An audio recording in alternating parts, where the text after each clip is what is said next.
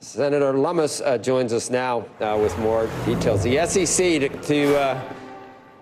Senator, to crypto fans, that's like, well, it's letters, but it's kind of a dirty word. You getting anywhere at all? I mean, look what's changed since last time. BlackRock, Fidelity, who else? Charles Schwab. I mean, these are brand name companies. Why is Congress, they're so behind on what the private sector is trying to do right now? Let's go.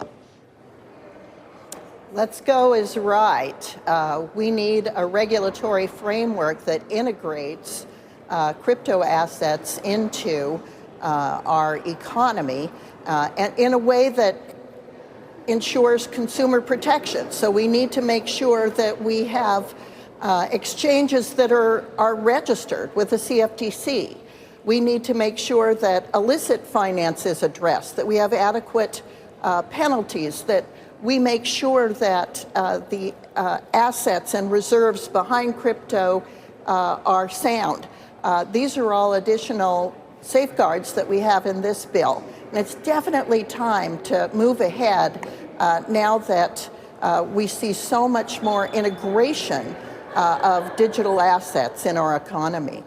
It kind of doesn't make sense when you think about some of the things that have happened, FTX, for example, or take your pick. And so the foes of crypto that maybe are preventing your bill or similar bills from going through, you would think that their intention is to protect investors, and yet the lack of doing anything and sitting on their hands is what actually ends up actually hurting investors. So have they connected the dots to that yet?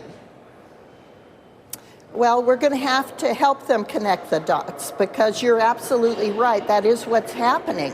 When we have companies that are incorporated offshore, not having adequate consumer protections, and being able to function, as Gary Gensler likes to call it, in the Wild West, we're making sure that consumers can get burned, and our bill would prevent customers from getting burned in the way they can be burned now. So I'm hopeful that people will finally recognize that this legislation is not only needed to protect consumers, but so there are rules of the road for these companies.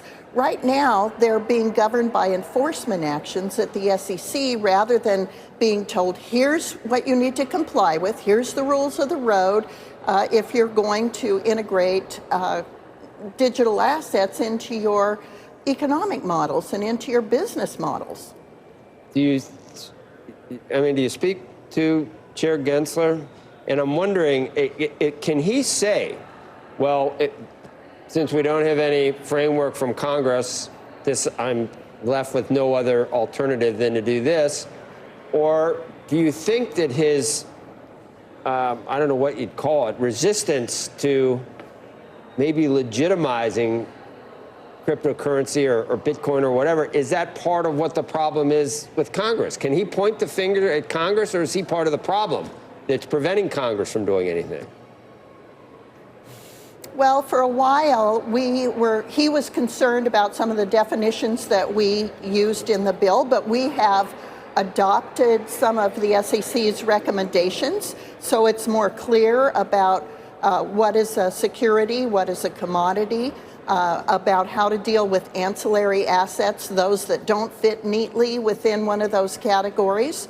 So we create an authority within the bill that includes people both at the CFTC and the SEC, as well as other agencies that can help sort this out.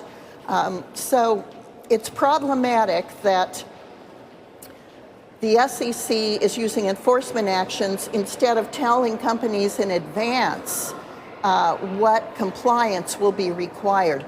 I think both Congress in its reticence and the SEC in its lack of proactive guidance to companies are both responsible for some of the erratic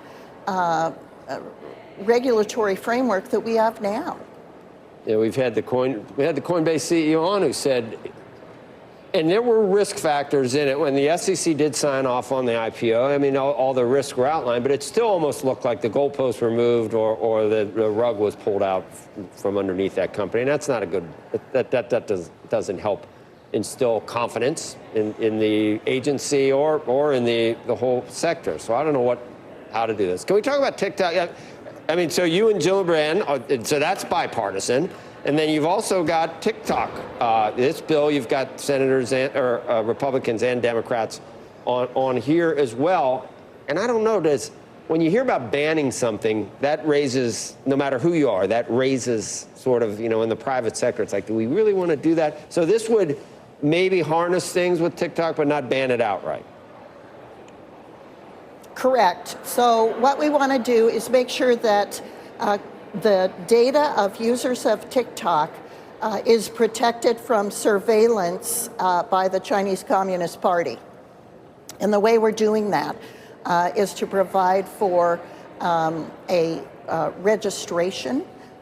So there is a wall between people's private data and the opportunity to use it as a mechanism of surveillance.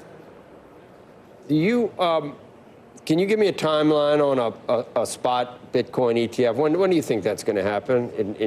That might change things. That might give, I don't know, give some cover to whatever's holding up your bills that we try to do again and again. That might give some cover to that. Might happen, right? If there were a spot ETF, will that be signed off on anytime soon? I mean, you've got big names, BlackRock, involved there.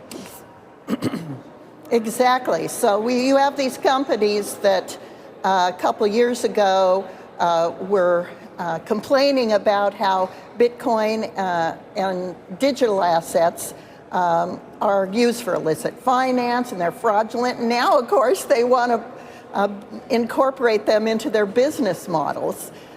So for one thing, I think that's recognition that these assets can be a store of value and eventually a means of exchange, and they want to add them to their offerings. I hope that it's going to come sooner rather than later. The futures market, the spot market, and the CFTC's involvement in integrating Bitcoin specifically, but other digital assets as well, should make for these companies to be able to have these offerings in a way that has adequate consumer protection, protects against illicit finance, and shows people that these assets are here to stay. We'll see, Senator. Thank you. And we'll be watching. Let's see how far along we get this time. Thanks, Joe. Okay, you're welcome.